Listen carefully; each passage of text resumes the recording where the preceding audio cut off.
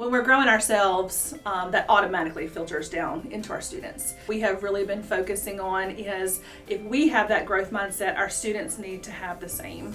And how can we foster that in our students? This year we've been focused a lot on small group instruction, so changing our focus of whole group into small group instruction to benefit the teacher, so we're not doing a lot of extra work, but also to benefit the students so that they're able to get what they need.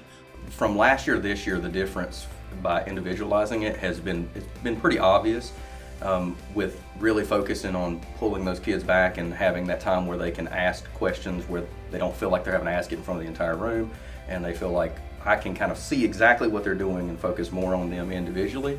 Some of the students that before I feel like maybe were kind of flying under the radar, being able to move into much more challenging math that kind of gets them a little more excited because they don't feel like they're just kind of coasting. The goals that are posted outside of each classroom are our stretch goals. Each grade level team collectively decided that this is a goal that they would like to work on for themselves in order to grow themselves professionally and also meet their students' needs.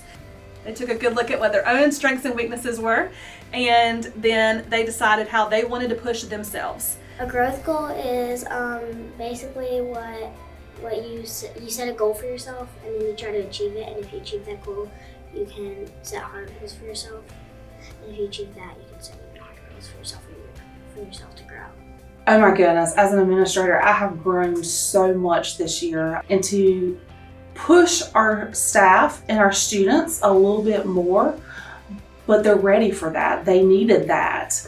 And so that's what's been wonderful. I've grown tremendously, and just to see how things have just blossomed here at Cotton Belt. I feel like I've grown in a way of understanding that what I do is what's best for kids, and making sure that I take myself out of the equation to make sure that I'm doing what the kids need. I think that we're more collaborative this year as a team because last year we were a new team. We work well together. We all have our own different strengths that we bring to the table, so we kind of complement each other in that way.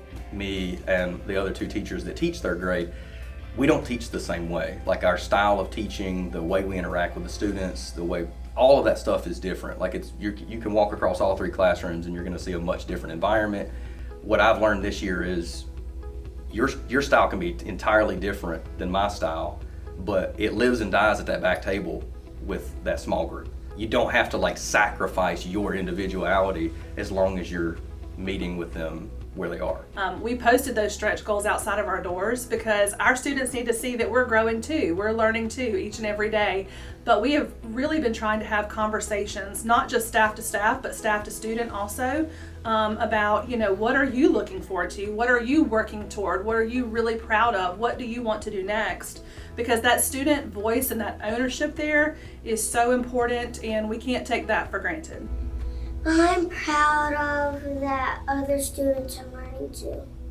I feel excited just because I can tell my parents and they're gonna be like, good job, you achieved it, yay. The Growth Parade was it's just one of my favorite experiences. I don't even know any other way to describe it. Just giving every student an opportunity to shine. Our staff members also celebrating their own growth. So my goal that I had on my sign for the Growth Parade is that I am growing, I can reach out to books. I felt a little nervous and a bit excited in both, all mixed in together. Our next step, we've seen the success with our math groups, really needs to flow over into our ELA and our small groups, and looking at the standards there, unwrapping them, doing more professional development, but also the rigor and where we can go from there. I am so proud of our staff. I knew immediately, just by how they jumped in, that they absolutely, without a doubt, want to do what's best for kids. I would just like to say that I'm very thankful for York School District 1. I'm very thankful for the school district. I'm thankful for the school, and I'm so happy to have the opportunity to work here each and every day and love these children. I love the staff. I love Ms. Hoyt and Ms. Montgomery, and I'm very thankful for my time here.